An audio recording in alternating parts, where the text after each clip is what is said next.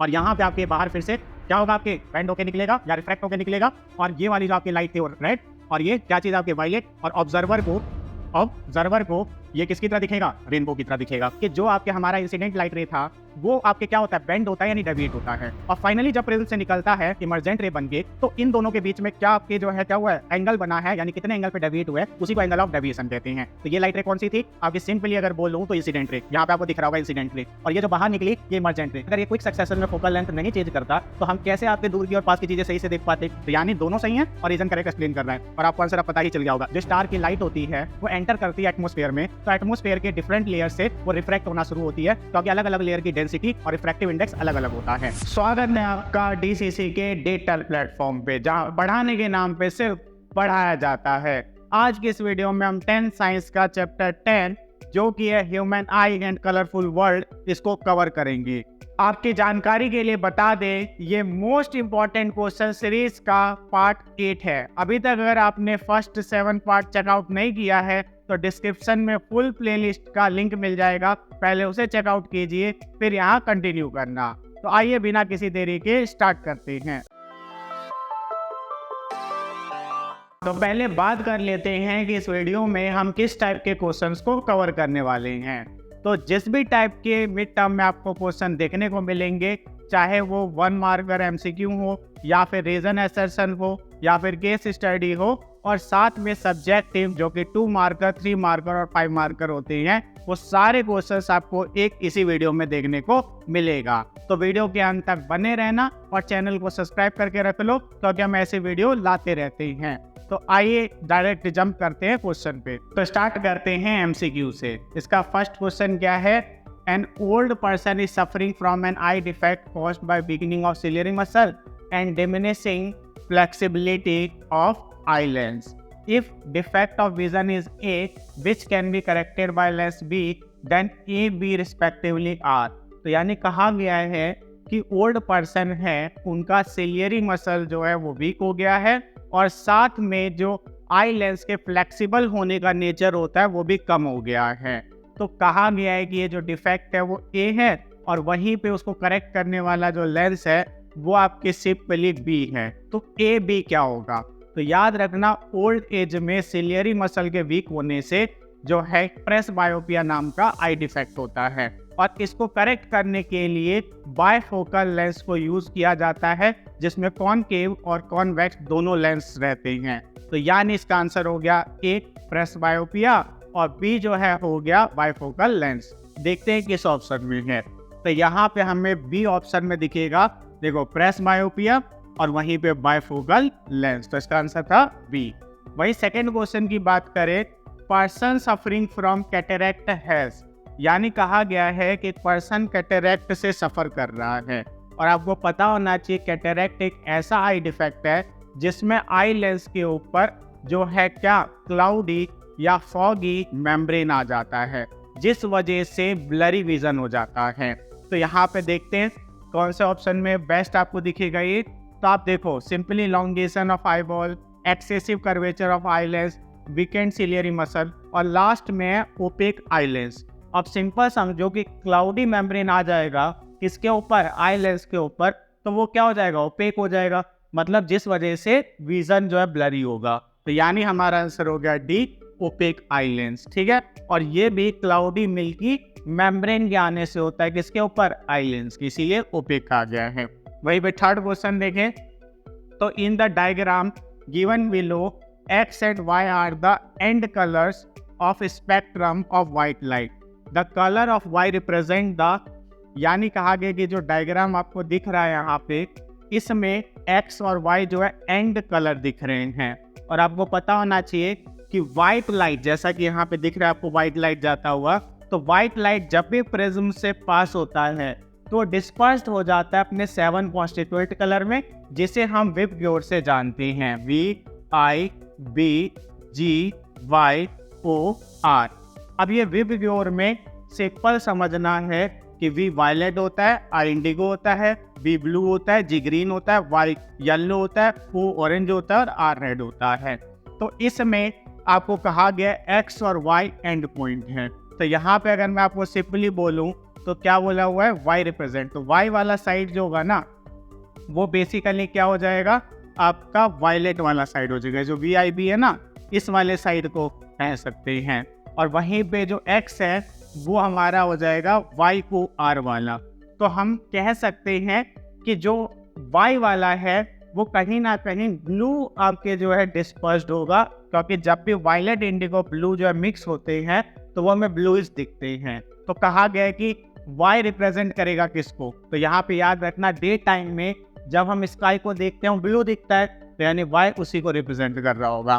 तो यहाँ पे अगर मैं आंसर्स की बात करूँ तो यहाँ देखो, colour of sky as seen from the earth during day, colour of the sky as seen from the moon, colour use to pin the danger signal, colour of sun at the time of noon. तो यहाँ पे अगर A option को देखो तो उसमें दिया हुआ है colour of sky as seen from the earth during day, क्योंकि इन्होंने वाई कहा था जहाँ पे आपको ये दिखने को मिलेगा violet indigo blue, mainly violet, यहाँ पे वायलेट होता है और यहाँ पे रेड होता है एंड पॉइंट, तो ऐसे याद रखना है। तो वहीं अब फोर्थ क्वेश्चन की बात करें तो which one of the following is the correct reason for twinkling of stars, यानी याद रखना है ट्विंकलिंग ऑफ स्टार होता कैसे है। तो जब भी आपके क्या जो स्टार की लाइट होती है वो एंटर करती है एटमॉस्फेयर में, तो एटमॉस्फेयर के डिफरेंट लेयर से वो रिफ्रैक्ट होना शुरू होती है, क्योंकि अलग अलग लेयर की डेंसिटी और रिफ्रैक्टिव इंडेक्स अलग अलग होता है। तो क्योंकि यहाँ पे एटमॉस्फेयर की डिफरेंट लेयर रिफ्रैक्शन कर रही है, तो एटमॉस्फेरिक रिफ्रैक्शन नाम का फिनोमिना होगा जिससे ट्विंकलिंग ऑफ स्टारलाइट या स्टार होगा। तो यहाँ पे देखो कौन से ऑप्शन में है, तो अगर आप ध्यान देते हो तो ये बी वाले ऑप्शन को देखो, एटमॉस्फेरिक रिफ्रैक्शन ऑफ स्टारलाइट, इसकी वजह से ट्विंकलिंग ऑफ स्टार होता है, यानी तारों का टिमटिमाना होता है। और ये बहुत ही इंपॉर्टेंट टॉपिक है इस चैप्टर का, एटमॉस्फेरिक रिफ्रैक्शन। इसके ऊपर काफी क्वेश्चन देखने को मिलते हैं एग्जाम में। ठीक, वहीं पे फिफ्थ क्वेश्चन की बात करें, विच of the following statement is not true for scattering of light, यानी इनमें से कौन सी बात सही नहीं है स्कैटरिंग ऑफ लाइट के लिए। तो सबसे पहले याद रखना स्कैटरिंग ऑफ लाइट का क्या मीनिंग होता है, तो नॉर्मली लाइट का स्केटर्ड हो जाना या स्प्रेड हो जाना डिफरेंट डायरेक्शन में, वो भी कॉलोइडल पार्टिकल्स वगैरह से, इसी को कहते हैं scattering of light. Tyndall effect इसका एक क्या है, एप्लीकेशन है। तो यहाँ पे ध्यान देते कि कौन सी बात जो है वो सही नहीं है स्कैटरिंग ऑफ लाइट के लिए। तो सबसे पहले colour of the scattered light depends on the size of particle of the atmosphere, और ये बिल्कुल सही है कि जो स्कैटरिंग ऑफ लाइट होता है वो पार्टिकल के साइज पे डिपेंड करता है। जो छोटे पार्टिकल होते हैं वो छोटे वेवलेंथ वाली लाइट को स्कैटर करते हैं, जैसे वायलेट इंडिगो ब्लू को।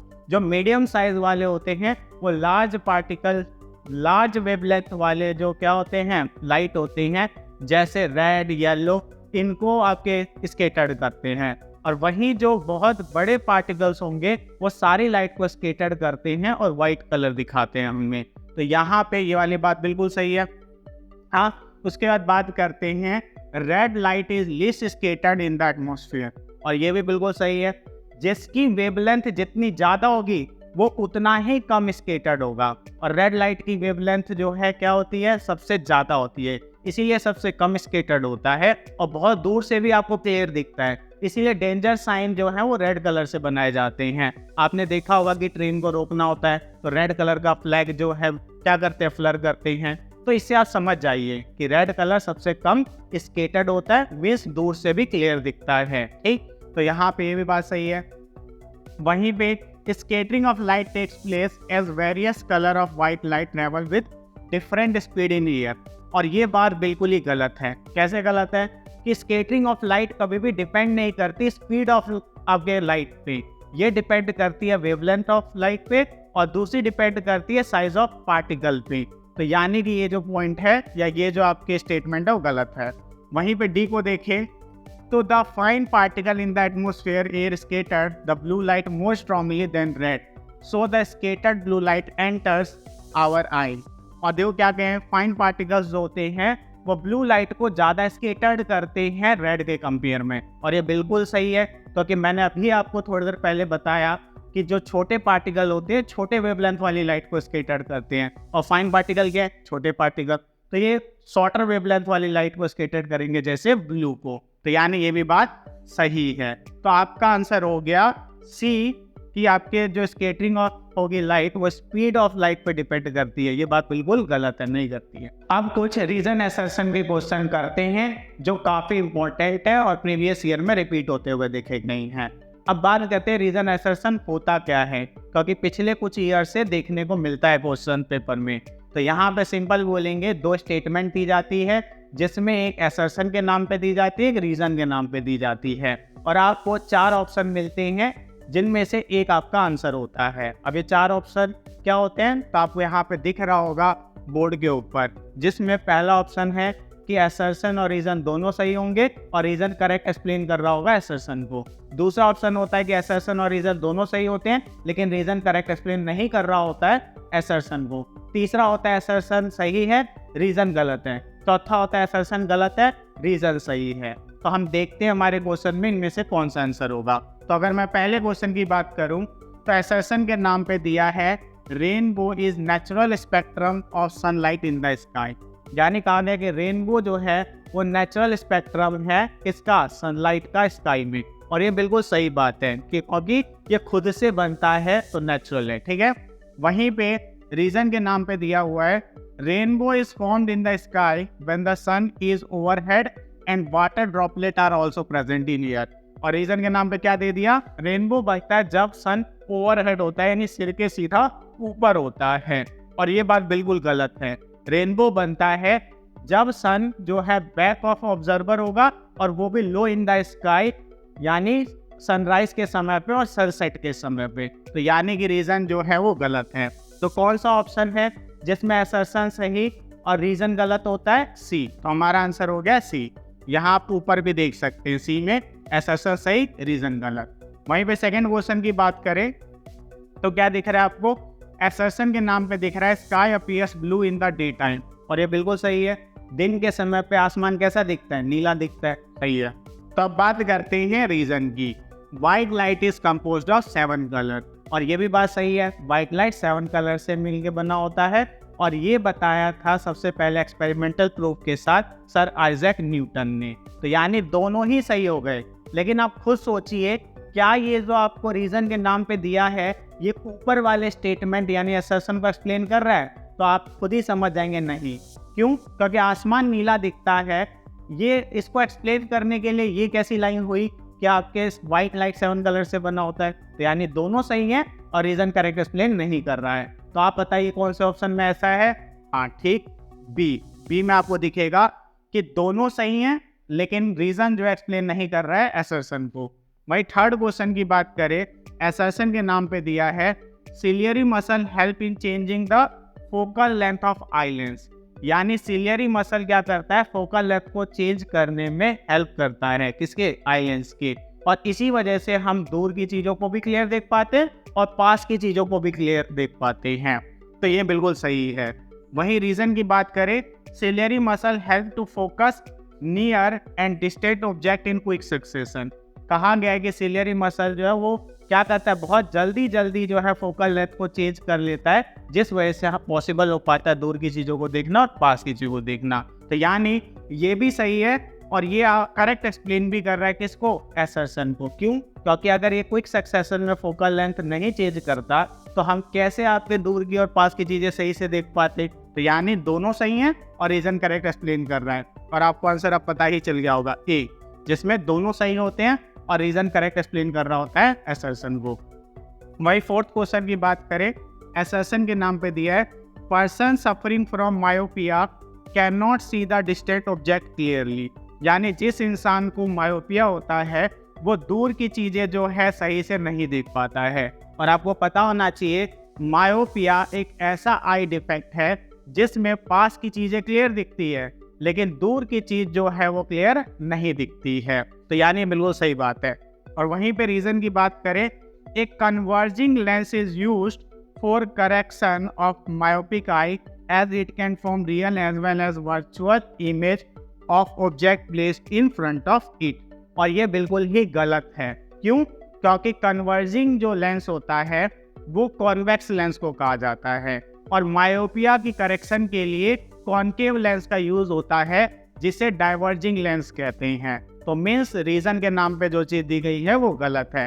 तो हमारा क्या हो गया, असर्शन सही और रीजन गलत। अब आप बताइए कौन से ऑप्शन में देखने को मिल रहा है, तो सिंपली बोलेंगे सी में आपको देखने को मिलेगा असर्शन सही रीजन गलत। वही फिफ्थ क्वेश्चन की बात करें, असर्शन के नाम पे दिया है white light is dispersed into 7 constituent colour when pass through the prism. और ये आपको मैंने बताया भी थोड़ी देर पहले, सर आइजैक न्यूटन ने इसे प्रूव किया था कि जब भी प्रिज्म से हम व्हाइट लाइट को पास करेंगे वो 7 कॉन्स्टिट्यूएंट कलर में डिस्पर्स्ड हो जाता है, तो सही है। वहीं पे अगर रीजन की बात करें, different colour of light bend through different angles as they pass through the prism. और ये भी सही है कि जब भी प्रिज्म से पास होगा तो व्हाइट लाइट के जितने कॉन्स्टिट्यूएंट कलर होंगे वो अलग अलग एंगल पे बेंड होंगे, जिस वजह से वो डिस्पर्स्ड हो पाते हैं या अलग अलग हमें दिखाई देते हैं। तो यानी कि ये करेक्ट एक्सप्लेन भी कर रहा है किसको, असर्शन को। तो आप बताइए कि दोनों सही हैं और रीजन करेक्ट एक्सप्लेन कर रहा है असर्शन को, कौन सा ऑप्शन होगा, बिल्कुल सही ए। आइए अब कुछ केस स्टडी के क्वेश्चंस करते हैं। और आपकी जानकारी के लिए बता दूं तो 4 मार्कर क्वेश्चंस होते हैं और आपके एग्जाम के पॉइंट ऑफ व्यू से देखें तो काफ़ी वेटेज कैरी करते हैं, तो इसलिए इसको करके ज़रूर जाना। और सिंपली ये जो हम क्वेश्चंस लेके आए हैं इस वीडियो में ये काफ़ी इंपॉर्टेंट है। कैसे, तो आगे प्रीवियस ईयर में मल्टीपल टाइम्स रिपीट हुए हैं। तो आइए अब करते हैं क्वेश्चन को। तो फर्स्ट अगर हम क्वेश्चन देखें केस स्टडी का, तो यहाँ पे आपको एक पैराग्राफ दिख रहा होगा और सिंपली आप ऐसे समझ लो कि ये पैराग्राफ सिर्फ आपकी हेल्प करेगा ये जानने में कि किस टॉपिक के ऊपर ये आपके क्वेश्चंस आने वाले हैं। ऐसा नहीं है कि आप पैराग्राफ पढ़ लोगे तो आपको आंसर्स ही आ जाएंगे, ये सिर्फ आपको हिंट देता है कि किस टॉपिक से क्वेश्चंस देने वाले हैं, और आपने अगर पढ़ा होगा वो टॉपिक तो आपको आंसर्स आ जाएंगे। चलिए तो आप ये पैराग्राफ रीड कर लेना, हम डायरेक्ट क्वेश्चंस करते हैं। तो पहला क्वेश्चन है, angle of deviation in A prism is the angle between. यानी एंगल ऑफ डेविएशन जो होता है प्रिज्म में वो एंगल होता है किन के बीच का। तो आइए यहाँ पे जो है ड्रॉ करके समझते हैं। तो ये हमारा प्रिज्म हो गया, ये हमारा इंसिडेंट जो है क्या लाइट रे हो गया, और ये हमारा जो है रिफ्रैक्टेड लाइट रे है, क्या है रिफ्रैक्टेड लाइट रे, और वहीं आपके बाहर निकला अगेन रिफ्रैक्ट। तो ये ओरिजिनल पाथ थी इंसिडेंट लाइट रे की, और ये हमारा जो है अभी क्या बाहर जो निकलता है फाइनली इमर्जेंट रे होता है। तो ये इंसिडेंट रे और ये इमर्जेंट रे, और सिंपली जब आपके इंसिडेंट रे को हम आगे बढ़ाएंगे और इमर्जेंट रे को पीछे ले जाएंगे, इनके बीच में एक एंगल बनता है जिसको कहते हैं एंगल ऑफ डेविएशन। क्या बोलते हैं, एंगल ऑफ डेविएशन। खुद सोचिए कि जो आपके हमारा इंसिडेंट लाइट रे था वो आपके क्या होता है, बेंड होता है यानी डेविएट होता है, और फाइनली जब प्रिज्म से निकलता है इमर्जेंट रे बन के, तो इन दोनों के बीच में क्या आपके जो है क्या हुआ है, एंगल बना है, यानी कितने एंगल पे डेविएट हुआ है उसी को एंगल ऑफ डेविएशन कहते हैं। तो ये लाइट रे कौन सी थी, आपकी सिंपली अगर बोलूं तो इंसिडेंट रे, यहाँ पे आपको दिख रहा होगा इंसिडेंट रे, और ये जो बाहर निकली ये इमर्जेंट रे। इन दोनों के बीच में जो एंगल बना वो एंगल ऑफ डेविएशन। तो इंसिडेंट रे, इमर्जेंट रे। देखते हैं कहाँ पे ऑप्शन में, तो यहाँ पे आपको दिख रहा होगा सी ऑप्शन में इंसिडेंट एंड इमर्जेंट रे के बीच का एंगल होता है, ठीक है। और वहीं पे सेकंड की बात करें तो which of the following phenomena of light are involve in the formation of rainbow. यानी कौन सा फिनोमिना जुड़ा हुआ है रेनबो के फॉर्मेशन में। तो बहुत सिंपल तरीके से बताऊं तो जैसे ही वाटर ड्रॉपलेट में जो एयर में सस्पेंड रहते हैं रेन के बाद, उससे सनलाइट पास होता है तो सबसे पहले रिफ्रैक्शन होती है, यानी वो अपना पाथ चेंज करता है, बेंड होता है। फिर उसके बाद डिस्पर्जन होती है, यानी 7 कॉन्स्टिट्यूएंट कलर में वो क्या होता है, स्प्लिट हो जाता है। और थर्ड टोटल इंटरनल रिफ्लेक्शन होती है, यानी कि वो आपके क्या सिंपली बाउंस बैक करता है अदर साइड से रेन ड्रॉपलेट की। तो यहाँ पे हम बोलेंगे क्या, सबसे पहली चीज क्या हुई, रिफ्रैक्शन, फिर क्या हुई डिस्पर्जन, और फिर क्या होती है टोटल इंटरनल रिफ्लेक्शन। तो हमारा आंसर हो गया बी। जबकि आप और ऑप्शंस में देखोगे ये ऑर्डर आपको देखने को नहीं मिलेगा, तो यानी इसका सही आंसर था बी। वहीं पे थर्ड क्वेश्चन को देखें, विच of the following coloured light has the least speed in glass prism. यानी कौन सा कलर जो होगा आपके लाइट का, या कौन से कलर का लाइट जो होगा उसकी सबसे कम स्पीड होगी प्रिज्म में। तो इसको जानने का सबसे आसान तरीका है, जिसका वेवलेंथ सबसे कम होगा उसी की जो आपके क्या है स्पीड है प्रिज्म में वो सबसे कम होगी। और आपको मैं बता चुका हूं कि आप एक ऑर्डर में इसे याद रख लेना। देखो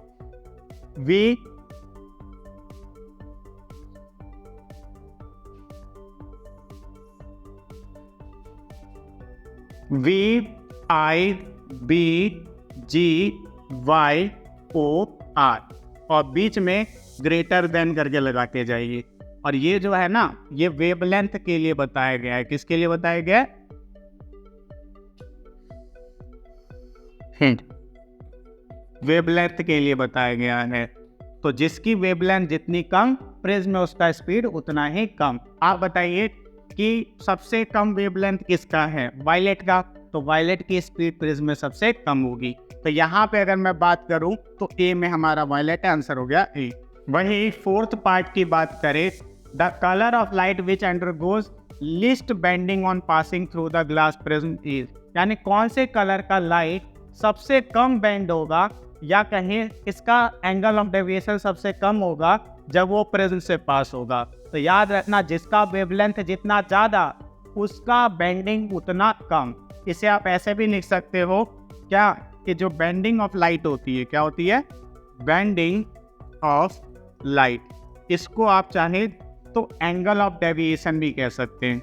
एंगल ऑफ डेविएशन, सीधा डी लिख दे रहा हूँ, समझ जाना। ये इनवर्सली प्रोपोर्शनल होता है किसके? वेवलेंथ की। इसका मतलब क्या हुआ बताओ कि वेवलेंथ ज़्यादा होगी तो बेंडिंग ऑफ लाइट या एंगल ऑफ डेविएशन कम होगा। वहीं पे अगर वेवलेंथ जो है क्या होगा? कम होगा, तो बेंडिंग क्या होगी? ज़्यादा होगी, एंगल ऑफ डेविएशन ज़्यादा होगा। तो यहाँ पे क्या पूछा था? बेंडिंग सबसे कम किसकी होगी? तो हमें पता है कि रेड कलर का जो वेवलेंथ होता है वो सबसे ज़्यादा होता है। अभी पिछले थोड़ी देर पहले ही किया, तो वहाँ से आप गैस कर लेना, आंसर हो गया सी रेड। अब आते फिफ्थ पार्ट पे। Based on the different orientation of prism ABC given below, in which of the following cases after dispersion the third colour from the top correspond to the colour of the sky. आपको पता है कि जब भी हम prism से light को पास करते हैं तो 7 कलर के बैंड में या 7 कलर में स्प्लिट हो जाता है, जो कि विबग्योर होता है और ये आप अभी तक जान चुके हैं। तो VIB, B यानी थर्ड, ब्लू, ठीक है, और वहीं पे ब्लू कलर होता है स्काई का। तो इनमें से कौन सा सबसे अच्छा रिप्रेजेंट करेगा किसको? उस कलर को जो स्काई का होता है, वो भी वो थर्ड नंबर पे आना चाहिए। तो आपको याद रखना है जब हम सीधा प्रिज्म रखते हैं तो वहाँ पे जब आपके 7 कलर हम देखते हैं तो वो ऐसे ढंग से होता है, जिसमें रेड सबसे ऊपर होता है और वहीं पे वायलेट सबसे नीचे होता है। तो यानी कि आपके सिंपली अगर मैं ऐसे देखूं तो VIBGY, ठीक है, और यहाँ पे दिखा दे रहा हूँ OR। तो यहाँ पे अगर आप ध्यान से देखो तो ये ऊपर से 1 2 3 4 5 पांचवें नंबर पे आएगा और इन्होंने कहा था तीसरे नंबर पे आना चाहिए। तो सिंपली हम सीधे प्रिज्म वाला देखें, जैसे ये हो गया, तो इसमें तो आपके तीसरे नंबर पर नहीं दिखेगा, पांचवें नंबर पर दिखेगा। वहीं पे अगर मैं इन सबकी बात करूं जो ये दिए हुए एक्स्ट्रा में, तो इन सब में कहीं ना कहीं वो आपके जो है किसी भी नंबर पे दिखेगा लेकिन तीसरे पे नहीं दिखेगा। तो इसके लिए हमें क्या प्रिज्म को उल्टा बनाना होगा। तो जब हम प्रिज्म को उल्टा बनाएंगे, जैसा कि आपको सेकंड वाले में दिख रहा है, तो यहाँ पे आपके जो है सिंपली आएगा और ये चीज़ जो है जैसे आपने यहाँ पे दिखाया था ना, उससे जो है आपके उल्टा चलेगा। तो इसमें हमारे सीधा कहाँ पे दिख जाएगा? 1 2 तीसरे पे आपके ब्लू दिख जाएगा। तो इन्वर्टेड वाला कौन सा है? सेकेंड। तो हमारा आंसर हो जाएगा सेकेंड वाले फिगर में, यानी सेकेंड वाले फिगर किस में दिया हुआ है? बी में। तो बी सेकेंड हमारा आंसर हो गया। तो जब भी ऐसा क्वेश्चन आएगा कि तीसरे नंबर पे ब्लू कलर किस में दिखेगा, तो आप इन्वर्टेड प्रिज्म को देखना, उसमें ऊपर से तीसरे नंबर पे दिखाई देगा। और वहीं पे अगर आप क्या लेते हैं, सीधे से अपराइट लेते हैं, सीधा लेते हैं, तो वहाँ पे पांचवें नंबर पे दिखता है। यही कंफ्यूजन करते हैं बच्चे और गलत करते हैं ऐसे क्वेश्चंस को। अब सेकंड क्वेश्चन देखते हैं केस स्टडी का। तो इसमें आप फिर से इस आपके पैराग्राफ को एक बार रीड कर लेना ताकि आपको आइडिया लग जाए कि किस टॉपिक के ऊपर क्वेश्चन है। आइए हम डायरेक्ट क्वेश्चन करते हैं। तो यहाँ पे फर्स्ट क्वेश्चन को देखूं, with respect to atmospheric refraction which of the following point distinguish between cold air and hot air. यानी कि नीचे दिए हुए आपके कौन सा पॉइंट जो है डिस्टिंग्विश कर रहा है, यानी डिफरेंस बता रहा है कोल्ड एयर में और हॉट एयर में। तो आपको सिंपली याद रखना है cold air is denser then hot air. आप एसएसटी पढ़ते, ज्योग्राफी पढ़ा होगा, और ये बहुत कॉमन आपके जो टॉपिक है कि कोल्ड एयर की डेंसिटी किससे, हॉट एयर से क्या होती है, ज़्यादा होती है। पहली बात सही। Hot air is lighter than cold air, ये भी हमें पता है कि हॉट एयर लाइटर होता है, इसलिए ऊपर की तरफ उठता है और उसकी जगह को कोल्ड एयर फिल करता है। तो यानी ये भी सही है। Cold air has higher refractive index than hot air, क्योंकि इसकी डेंसिटी ज़्यादा है तो सिंपल बात है इसका रिफ्रैक्टिव इंडेक्स भी क्या होगा, ज़्यादा होगा। ये भी सही है। अब क्योंकि तीनों सही हो गए और चौथा ऑप्शन दिया ऑल ऑफ द अबव, तो इसका आंसर क्या हो गया, all of the above, D. वहीं पे अगर सेकंड क्वेश्चन की बात करें, what is the reason behind twinkling of star, और इसी वीडियो में हमने पीछे से किया था atmospheric refraction of star light. देखते हैं कौन से ऑप्शन में है। तो यहाँ पे आपके एटमॉस्फेरिक रिफ्रैक्शन नहीं दिया है, लेकिन सी ऑप्शन में रिफ्रैक्शन ऑफ स्टार लाइट दिया है, तो यही इसका आंसर होगा। वही थर्ड पार्ट की बात करें, why sun appear flattened during sunrise and sunset, और ऐसा कोई भी क्वेश्चन आता है तो आपको एक वर्ड याद रखना है, एटमॉस्फेरिक रिफ्रैक्शन। चाहे वो ट्विंकलिंग ऑफ स्टार हो, चाहे वो आपके सिंपली क्या सनराइज और सनसेट जो है आपके एडवांस और डिलेड दिखें, या फिर डिश शेप का दिखे सन, तो यहाँ पे रीजन होता है एटमॉस्फेरिक रिफ्रैक्शन। तो क्या आंसर हो जाएगा इसका, ये रहा D, because of atmospheric refraction.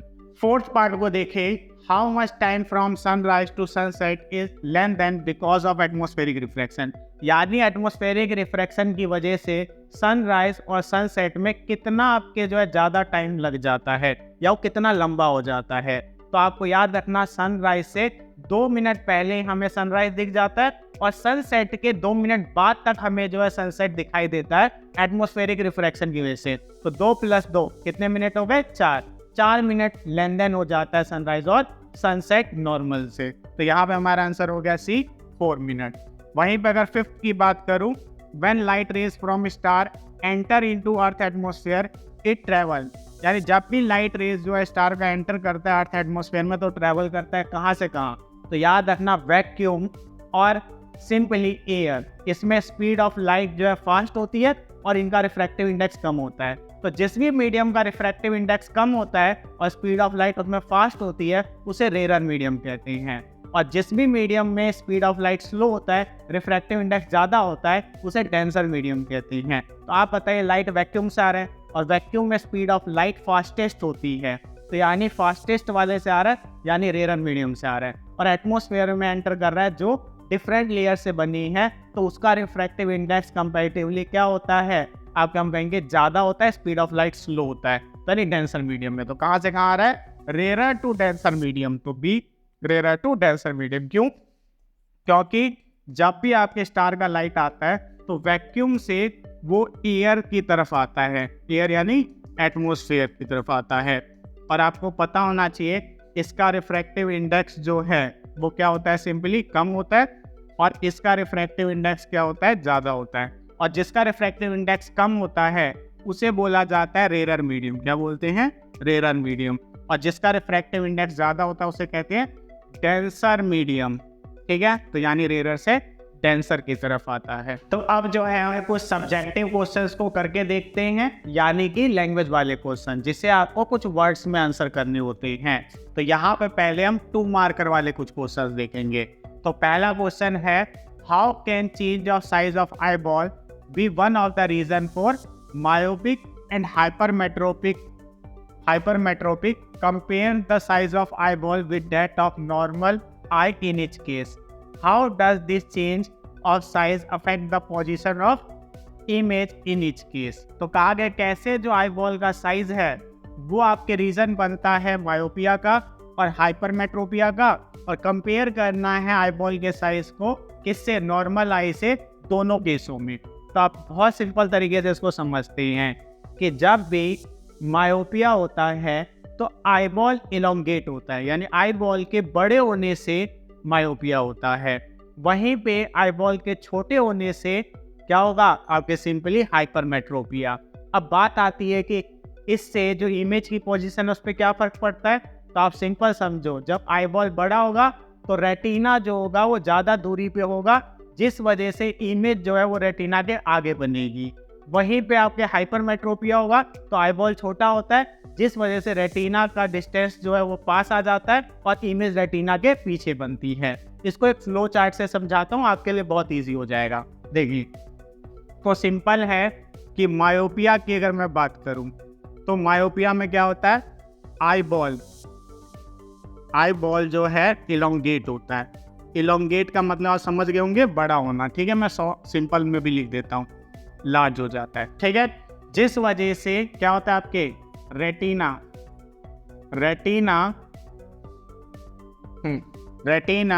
Is at larger distance. ठीक है, लार्जर डिस्टेंस यानी कि रेटिना जो होता है लार्जर डिस्टेंस पे आ जाता है। वहीं पे इसकी वजह से क्या होगा कि image is formed in front of retina. ठीक है, तो ऐसे याद रखना है। और यहाँ पे जो है अगर मैं सिंपली बात करूँ तो फ्रंट की स्पेलिंग सही कर लेना। ठीक है मीरा, तो क्या हो जाएगा कि मायोपिया में आईबॉल जो है वो बड़ा होता है, जिस वजह से रेटिना का डिस्टेंस जो है वो ज़्यादा हो जाता है और इमेज जो है वो रेटिना से पहले बन जाती है। ठीक, वहीं पे अगर मैं हाइपरमेट्रोपिया की बात करूं, हाइपरमेट्रोपिया की, तो हाइपरमेट्रोपिया में क्या होगा, आईबॉल स्मॉल हो जाते हैं, आईबॉल स्मॉल हो जाता है, जिस वजह से retina is at smaller distance. ठीक है, स्मॉलर डिस्टेंस पे आ जाता है। इस डिस्टेंस को थोड़ा नीचे लिख लेते हैं, स्पेस रहेगा हमारे पास, स्मॉलर डिस्टेंस। ठीक है, और क्या होगा फिर इमेज जो होगी वो रेटिना के पीछे बनेगी। तो क्या बोलेंगे, image is formed behind the retina. तो देखिए कितना सिंपल था कि जब भी मायोपिया होता है तो आईबॉल जो है वो बड़ा हो जाता है, जिस वजह से रेटिना का डिस्टेंस जो है वो थोड़ा बढ़ जाता है और इमेज जो होती है वो रेटिना से पहले बन जाती है। वहीं पे हाइपरमेट्रोपिया में आईबॉल छोटा होता है, जिस वजह से रेटिना जो है वो पास आ जाता है और इमेज जो होती है वो बनती है रेटिना के पीछे। और नॉर्मल आई में क्या होता है, नॉर्मल आई में इमेज बनती है रेटिना पे। ये डिफरेंस आता है मायोपिया में और हाइपरमेट्रोपिया में आईबॉल की वजह से। ठीक, वहीं पे अगर मैं सेकेंड क्वेश्चन की बात करूं, the colour of clear sky from the earth appears blue but from space it appears black. यानी कि जब हम स्काई का कलर देखते हैं अर्थ से तो हमें ब्लू दिखाई देता है, वहीं स्पेस से देखते हैं तो ब्लैक या डार्क दिखाई देता है। बोला गया कि इसका आंसर बताओ, यार इसे एक्सप्लेन करो। तो सिंपल है कि आपको पता होना चाहिए कि अर्थ पे एटमॉस्फेयर है, यानी गैसियस एक सरफेस है, जिस वजह से जो स्मॉलर पार्टिकल्स होते हैं वो आपके क्या छोटे वेवलेंथ वाली लाइट को स्कैटर करते हैं, जो कि वायलेट, इंडिगो, ब्लू होता है। इसलिए हमें अर्थ से स्काई कैसा दिखाई देता है, ब्लू दिखाई देता है। वहीं जब स्पेस से देखते हैं तो स्पेस में एटमॉस्फेयर नहीं होती, इस वजह से स्कैटरिंग ऑफ लाइट ही नहीं होती और हमें जो है आपके स्काई डार्क या ब्लैक दिखाई देता है। तो आप अब ये लैंग्वेज वाला क्वेश्चन है तो हमने आपके लिए यहाँ पे आंसर पहले से ही ला दिया है, आप जो है इसका स्क्रीनशॉट ले लेना और अपना नोट डाउन कर लेना। अब जो है हम 3 मार्कर कुछ क्वेश्चंस करके देखते हैं और दोनों क्वेश्चन जो हमने इसमें लिए हैं ये काफ़ी इंपॉर्टेंट हैं और प्रीवियस ईयर में रिपीट हुए हैं, तो ध्यान से इसे समझना। पहला क्वेश्चन है, write about power of accommodation of human eye, explain why image distance in the eye does not change when we change the distance of an object from the eye. तो यहाँ पे कहा गया है कि power of accommodation human eye का बताओ क्या होता है और एक्सप्लेन करो कि इमेज डिस्टेंस जो है आगे क्या आई में चेंज नहीं होता अगर हम ऑब्जेक्ट डिस्टेंस चेंज भी कर दें तब भी। तो इसका आंसर बहुत ही सिंपल है, आइए समझते हैं। तो सबसे पहले पावर ऑफ एकोमोडेशन एबिलिटी है हमारे आई लेंस की फोकल लेंथ को चेंज करने की। एक लाइन में क्या बोलेंगे, it is the ability of eye lens to change its focal length with the help of ciliary muscle. ऐसे याद रखना है। दूसरा इसमें क्या बोला गया है कि क्यों इमेज डिस्टेंस हमारे आई में चेंज नहीं होता है, जब आपके जो है डिस्टेंस ऑब्जेक्ट का चेंज करेंगे तब भी। आप मान लो दूर की चीज आप देखते हो तब भी आपको साफ दिखाई देता है, पास की चीज देखते हो तब भी आपके जो है साफ दिखाई देता है। मतलब ऑब्जेक्ट का डिस्टेंस कहीं पे भी हो लेकिन इमेज रेटिना पे बनती है और हमें क्लियर दिखाई देता है, अनटिल और अनलेस आपको आई का कोई डिफेक्ट नहीं है, जैसे मायोपिया, हाइपरमेट्रोपिया या प्रेस बायोपिया। तो बात आती है ऐसा क्यों होता है, तो सिंपल बोलेंगे कि सिलियरी मसल रिलैक्स होता है जिस वजह से आई लेंस थिन हो जाता है और हमारा जो फोकल लेंथ है आई का बढ़ जाता है और दूर की चीज हम क्लियर देख पाते हैं। वहीं अगर पास में कोई चीज है तो उसके लिए क्या होता है, हमारा सिलियरी मसल कॉन्ट्रैक्ट यानी सिकुड़ता है जिस वजह से आई लेंस जो है वो थिक हो जाता है और फोकल लेंथ कम हो जाती है जिस वजह से पास का चीज भी साफ दिख जाता है। तो कहने का मतलब ये है कि फोकल लेंथ को बढ़ा के दूर की चीज का इमेज भी रेटिना पे बन जाता है और फोकल लेंथ को कम करके जो पास की चीज होता है उसका इमेज भी रेटिना पे बन जाता है, जिस वजह से इमेज के पोजीशन में कोई चेंज नहीं आता चाहे ऑब्जेक्ट कहीं पे भी हो। और यही आपको यहाँ पे नीचे जो है दिख जाएगा आंसर में, आप इसका स्क्रीनशॉट ले लेना और ये आंसर नोट डाउन कर लेना। वहीं पे सेकंड क्वेश्चन की बात करें, a person is suffering from both myopia and hypermetropia.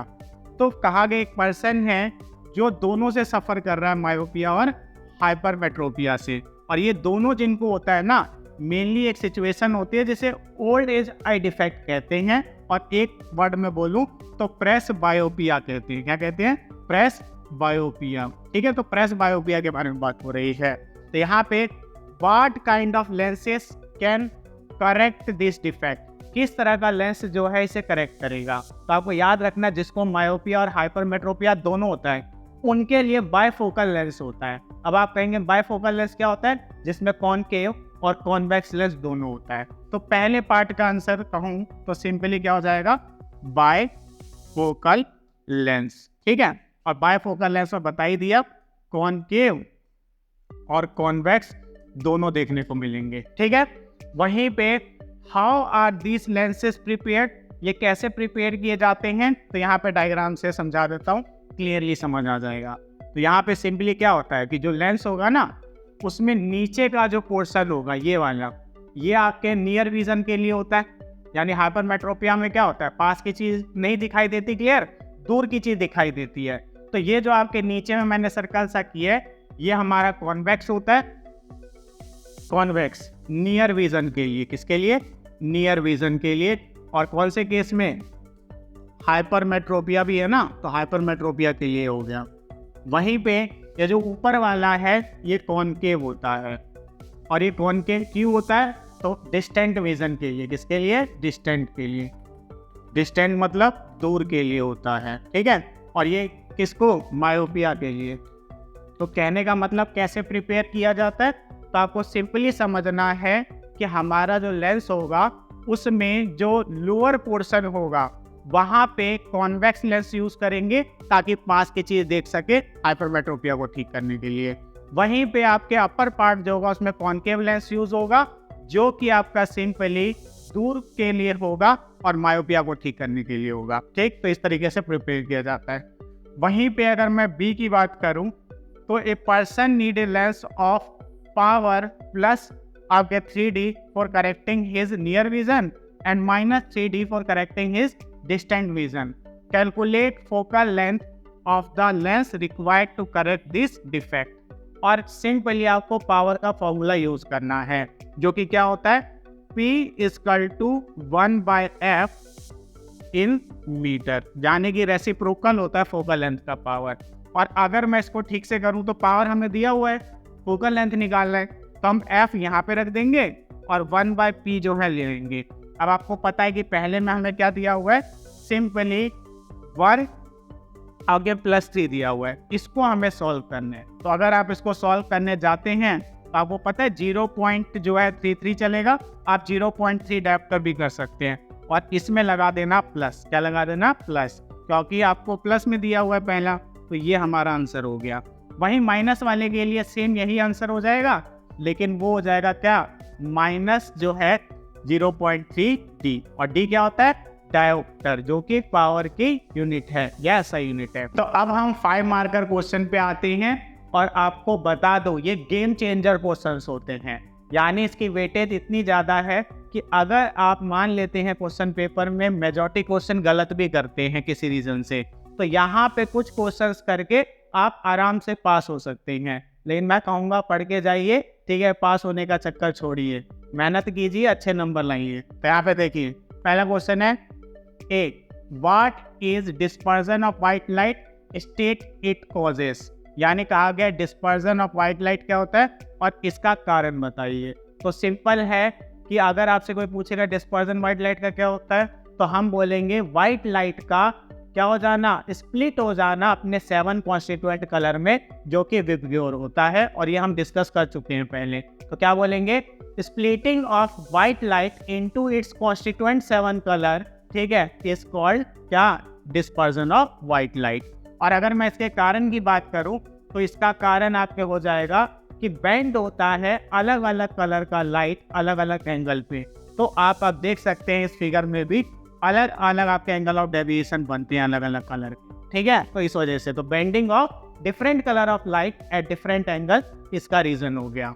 वहीं पे अगर मैं बी पार्ट की बात करूं, rainbow is an example of dispersion of sunlight, justify this statement by explaining with the help of labeled diagram the formation of rainbow in the sky leads to essential condition for observing a rainbow।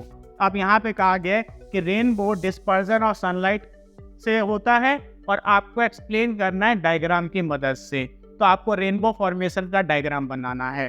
तो मैं बहुत simple level पे diagram बना देता हूँ ताकि आपको idea रहेगा। देखिए ये रेन ड्रॉप है और यहाँ से मान लेते हैं सनलाइट आ रहा है, तो सबसे पहले क्या होगा, ये जो है आपका रिफ्रैक्ट होगा यानी बेंड हो जाएगा, और साथ में डिस्पर्जन होगा यानी 7 कलर में क्या हो जाएगा, स्प्लिट हो जाएगा।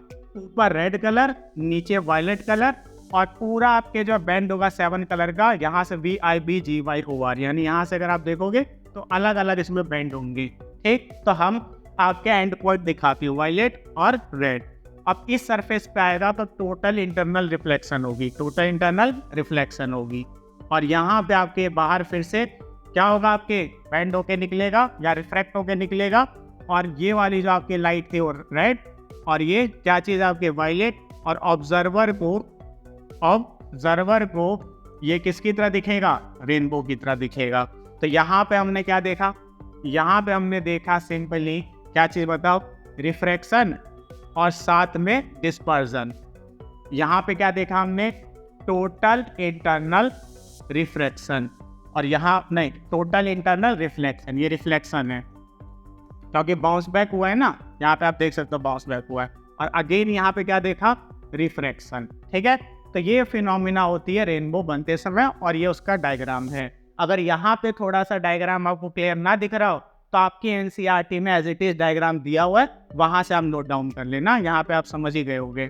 बात करें अगर सेकंड कंडीशन की, तो रेन ड्रॉपलेट्स होने चाहिए एयर में डिस्पर्स्ड, और ये तभी होगा जब जस्ट रेन शावर हुआ हो, और इसी की वजह से आपको रेनबो दिखता है जस्ट आफ्टर क्या, रेन, ठीक है। तो ये था हमारा, और इस पूरे आंसर को, क्योंकि काफी लेंथी क्वेश्चन है, 5 मार्क का है, तो यहाँ पे हमने आंसर भी आपके लिए ला दिया है, इसका आप स्क्रीनशॉट ले लेना और नोट डाउन कर लेना। तो अब हम बात करते हैं अपने सेकंड क्वेश्चन की, जिसका ए पार्ट है, state the role of ciliary muscle present in our eye, यानी सिलियरी मसल का क्या रोल है हमारे आई में। और इसी वीडियो में हमने आपके पहले डिस्कस किया है कि सिलियरी मसल जो होता है वो फोकल लेंथ को क्या करता है, चेंज करता है हमारे आई लेंस के। तो it changes the focal length of eye lens, और जिसके वजह से हम आपके डिस्टेंट ऑब्जेक्ट और नियर बाय ऑब्जेक्ट को क्लियरली देख पाती हैं। तो ये हो गया हमारा ए।